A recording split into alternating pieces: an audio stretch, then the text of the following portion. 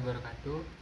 Perkenalkan, nama saya Wahyudin Eka Surya. Saya akan menjelaskan materi tentang pengertian persediaan. Apa sih itu pengertian persediaan? Yaitu persediaan merupakan aset lancar dalam bentuk barang atau perlengkapan. Persediaan juga yang sering disebut dengan inventory, yaitu merupakan pos aktiva. Pos ini dimiliki oleh perusahaan yang dijual dalam proses bisnis normal. Bisa juga barang yang mana akan digunakan atau dikonsumsi dalam membuat barang yang dijual. Nah, menurut buku standar akuntansi, persediaan ini merupakan aktiva normal, barang yang sedang diproduksi atau sedang di dalam perjalanan. Selain itu, juga berkaitan dengan barang yang mana bentuknya seperti bagian atau perlengkapan input dalam proses produksi barang maupun pengiriman jasa. Nah, di sini kita akan memaparkan akuntansi persediaan menurut beberapa ahli. Di sini kita mengambil dua ahli, yaitu menurut Schroeder mengatakan bahwa persediaan merupakan stok bagan yang digunakan untuk bisa memudahkan dalam produksi dan juga memuaskan permintaan pelanggan. Selain itu, juga memberikan pandangan yang mana berhubungan dengan maksud untuk dijual di periode usaha tertentu. Bisa juga barang yang masih di dalam pengerjaan atau proses produksi. Selain itu, berhubungan dengan persediaan bahan baku yang mana menunggu pengguna di dalam proses produksi. Nah, yang kedua, ada persediaan menurut Prawisentono. Nah, menurut Prawisentono, persediaan ini terlihat dari dua sudut pandang yang mana tergantung dengan perusahaan itu sendiri. Dari sudut manufaktur, persediaan ini dipahami sebagai simpanan bahan baku maupun barang setengah jadi untuk bisa diubah menjadi barang jadi yang mana memiliki nilai tambah lebih besar secara ekonomis. Selanjutnya, barang tersebut akan dijual ke pihak ketiga dengan nilai yang lebih besar. Nah, setelah membaca pengertian persediaan di atas, kita bisa memahami dan menyimpulkan jika persediaan ini tidak dimiliki oleh perusahaan jasa. Untuk perusahaan dagang ini hanya memiliki persediaan berupa barang dagang maupun industri. Nah, untuk ada 3 jenis persediaan yang dimiliki oleh perusahaan dagang atau industri. Persediaan tersebut berupa bahan baku, persediaan barang dalam proses, kemudian yang terakhir persediaan barang jadi. Untuk materi selanjutnya itu ada jenis-jenis barang persediaan. Nah, jenis-jenis dari barang persediaan ini ada 6. Yang pertama itu adalah barang habis pakai. Barang yang hanya digunakan untuk satu kali pakai ataupun beberapa kali dan tidak tahan lama. Contohnya ada baterai, lakban, ataupun isi tinta dari mesin printer. Yang kedua yaitu ada barang tak habis pakai, yaitu barang yang dapat digunakan lebih dari satu kali ataupun terus-menerus dan dalam waktu yang relatif lama. Contohnya seperti kursi, meja, ataupun lemari. Yang ketiga adalah barang bekas pakai, yaitu barang yang sudah pernah dipakai ataupun digunakan. Yang keempat adalah barang dalam proses produksi. Barang yang digunakan dalam proses produksi untuk memasarkan barang ataupun jasa lainnya. Contohnya adalah barang setengah jadi. Yang kelima adalah barang yang disimpan untuk dijual. Maksudnya adalah barang yang disimpan perusahaan untuk nantinya dijual kembali di periode yang akan datang. Contohnya adalah barang persediaan. Yang keenam adalah barang untuk tujuan berjaga-jaga atau bisa disebut juga barang cadangan, yaitu barang-barang pokok yang digunakan oleh masyarakat banyak. Contohnya kayak cadangan minyak ataupun cadangan beras. Oke, langsung aja ke metode persediaan. Nah, ada 3 metode utama penilaian persediaan yang dapat dipilih perusahaan untuk menghitung nilai persediaan mereka. Untuk menghitung dan mencatat nilai persediaan secara akurat setiap tahun, perusahaan harus memilih salah satu dari metode penilaian ini dan menggunakannya untuk kebutuhan bisnis Anda dan untuk mematuhi badan pemungutan pajak negara Anda. Pada saat pajak tiba, Anda harus membuat laporan keuangan yang akurat dan tetap sesuai dengan informasi yang dikumpulkan dari metode akuntansi persediaan ini. Nah, metode penilaian persediaan ini yang digunakan dapat mempengaruhi nilai persediaan yang dilaporkan, biaya barang yang terjual atau biasa disebut dengan COGS, dan pada akhirnya laba perusahaan. Yang pertama, kita masuk ke metode FIFO. Nah, metode FIFO ini tuh apa sih? Metode FIFO ini adalah yang dikenal sebagai teknik manajemen inventaris first in dan first out. Melacak nilai barang saat barang tersebut masuk dan keluar dari inventaris. Metode ini menyimpulkan bahwa stok yang pertama kali dibeli untuk persediaan juga merupakan stok yang pertama kali dijual. Meskipun secara fisik tidak ya. Teknik ini memberikan gambaran yang akurat tentang persediaan akhir dan nilai kepada perusahaan. Banyak perusahaan akan memilih untuk menggunakan metode persediaan FIFO ini untuk mengeluarkan stok lama mereka terlebih dahulu. Hasilnya perhitungan harga pokok penjualan persediaan akan mencerminkan pergerakan dan nilai barang. Nah, metode akuntansi ini, persediaan ini merupakan metode yang paling sering digunakan oleh bisnis, terutama yang memiliki persediaan yang mudah rusak. Selanjutnya yang kedua ada metode LIFO. Nah, metode LIFO ini apa sih? Metode LIFO adalah atau teknik last in, first out, menegaskan bahwa stok terakhir yang ditambahkan ke inventaris akan menjadi yang pertama dijual. Nah, pada akhirnya, periode akuntansi persediaan yang tersisa adalah barang yang paling lama dibeli. Kerugian yang terkait dengan metode biaya ini lebih besar daripada keuntungannya. Banyak perusahaan akan menganggap teknik manajemen persediaan ini tidak realistis karena bisnis berusaha untuk menjual persediaan tertua mereka lebih dahulu. Nah, metode penilaian persediaan LIFO biasanya tidak akurat dalam menggambarkan nilai persediaan karena menghasilkan harga yang berfluktuasi gitu kan sepanjang tahun. Secara keseluruhan, banyak industri memilih untuk menggunakan FIFO dibandingkan dengan LIFO.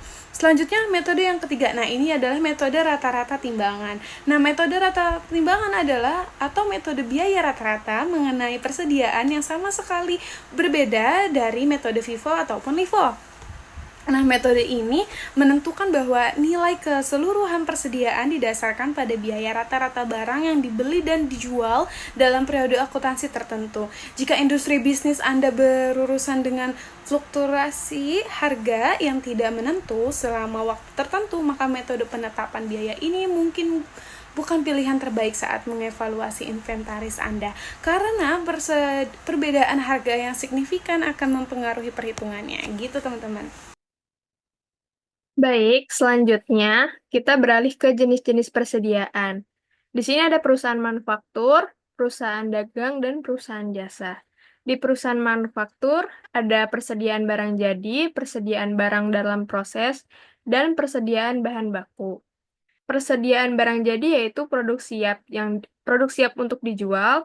Persediaan barang dalam proses adalah barang yang masih dalam tahap produksi. Dan persediaan bahan baku yaitu bahan mentah yang akan digunakan dalam proses produksi. Di perusahaan dagang ada persediaan barang dagangan, yaitu barang yang dijual langsung ke konsumen, dan persediaan suppliers itu adalah perlengkapan pendukung seperti alat tulis atau kemasan. Di perusahaan jasa ada persediaan suppliers dan lain-lain, artinya seperti perlengkapan kantor atau alat pendukung layanan.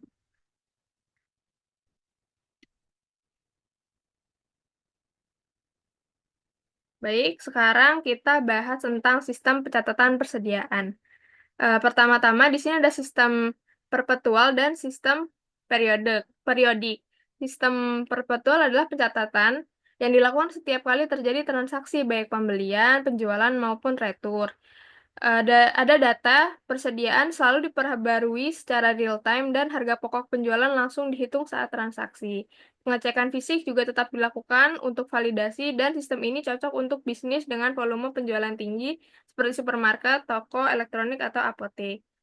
Di sistem periodik, ini dilakukan secara berkala, bisa bulanan, kuartalan, atau tahunan.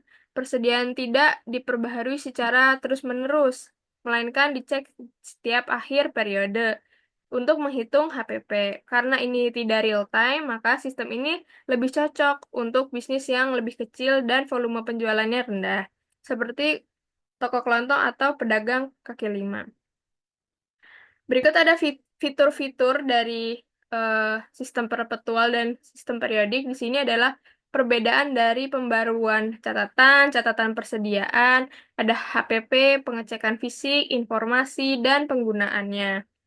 Juga ada lengkap ada contohnya. Kurang lebih sama-sama yang tadi dijelaskan. Dari sistem perpetual ada pembaruan catatan yang dicatat setiap pembelian, penjualan dan retur. Kalau sistem periodik itu adalah di akhir periode. Catatan persediaannya terus diperbarui secara real time, juga HPP-nya dihitung setiap terjadi penjualan. Kalau periodik dihitung setiap di akhir periode. Pengecekan fisik dilakukan secara berkala untuk validasi catatan di sistem perpetual dan di akhir periode untuk menghitung HPP dalam sistem periodik. Informasi yang tersedia untuk sistem perpetual itu selalu ada. Kalau sistem periodik, informasi persediaan dan HPP-nya tidak real time, karena dia dihitungnya di akhir periode kan. Lalu penggunaan bisnis juga sistem perpetual tadi disampaikan lebih cocok untuk penjualan yang tinggi dan beragam. Kalau sistem periodik yang bisnis kecil dan volume penjualannya rendah. Seperti itu. Terima kasih. Baik, untuk materi selanjutnya yaitu kepemilikan persediaan. Nah, kepemilikan persediaan untuk menentukan apakah barang itu sudah dapat dicatat sebagai persediaan, sebagai dasar yang digunakan adalah hak kepemilikan. Barang-barang yang akan dicatat sebagai pihak yang memiliki barang tersebut. Sehingga perubahan catatan persediaan akan didasarkan pada perpindahan hak kepemilikan barang. Nah, ada beberapa kondisi yang sering terjadi di mana sulit untuk menentukan hak kepemilikan barang, sehingga dalam prakteknya akan ditemui beberapa penyimpangan. Kesulitan untuk menentukan perpindahan hak atas barang timbul dalam kondisi seperti berikut ini. Barang dalam perjalanan, ada dua syarat penentuan barang sebagai penentuan, yaitu yang pertama FOB shipping point atau biaya angkut dari gudang penjual ke gudang pembeli itu ditanggung pembeli. Nah, itu bila barang-barang yang dikirim dengan syarat FOB shipping point, maka hak atas barang yang dikirim berpindah pada pembeli ketika barang-barang tersebut diserahkan kepada pihak pengangkut. Nah, selanjutnya FOB destination point atau biaya angkut dari gudang penjual ke gudang pembeli ditanggung oleh penjual. Nah, bila syarat pengiriman barang adalah FOB destination point, maka ini berarti bahwa hak atas barang yang baru berpindah kepada pembeli bila barang-barang yang dikirim sudah diterima oleh pembeli. Nah, jadi perpindahan hak atas barang terjadi pada tanggal penerimaan barang oleh pembeli. Penyimpangan ini baru akan menjadi masalah jika pada tanggal penyusunan laporan keuangan ada barang-barang yang masih dalam perjalanan, sehingga agar laporan keuangan ini akurat, barang-barang yang dalam perjalanan harus ditentukan siapa pemiliknya. Nah, selanjutnya ada barang konsinyasi. Apa sih barang konsinyasi? Perjanjian konsinyasi yaitu mengizinkan satu perusahaan lain untuk menyimpan persediaan dalam gudang mereka, namun mereka tidak harus membeli barang tersebut. Nah, yang kedua ada barang yang dijual secara cicilan. Jelas ya, secara cicilan. Maka penjualan yang pembayarannya dicicil selama periode tertentu. Persediaan berpindah dari penjual kepada pembeli pada saat ditandatanganinya kontrak penjualan cicilan. Untuk materi selanjutnya ada manfaat dan tujuan daripada persediaan. Nah, manfaat dari persediaan itu tersendiri ada 4. Yang pertama, memenuhi kebutuhan pelanggan dengan sebaik-baiknya sesuai dengan permintaan pasar pada saat itu. Nah, dengan adanya persediaan, maka jika terjadi permintaan berlebih daripada pelanggan, maka perusahaan dapat menutupi permintaan tersebut dengan persediaan yang tersedia di gudang, sehingga konsumen merasa dihargai oleh perusahaan karena kita dapat memenuhi permintaan yang mereka butuhkan, sehingga mereka akan loyal kepada perusahaan. Yang kedua adalah meminimalkan resiko keterlambatan datangnya barang atau bahan-bahan yang dibutuhkan oleh oleh perusahaan. Dengan adanya persediaan yang mencukupi, apabila ada permintaan yang berfluktuasi dari para konsumen, perusahaan masih dapat melakukan kegiatan operasional seperti biasanya. Yang ketiga, mengontrol stok persediaan di gudang dengan baik. Nah, sebaiknya persediaan juga memperhatikan permintaan pasar. Ini diperlukan agar tidak terjadinya persediaan berlebihan pada barang yang kurang diminati oleh pelanggan. Yang keempat, mempertahankan stabilitas atau kelancaran kegiatan operasional perusahaan.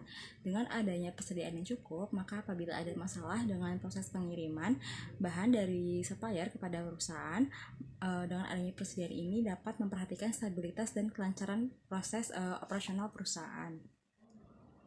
Nah, untuk tujuan persediaan itu ada 4. Yang pertama, menghilangkan resiko keterlambatan barang tiba. Yang kedua, untuk dapat memenuhi kebutuhan atau permintaan.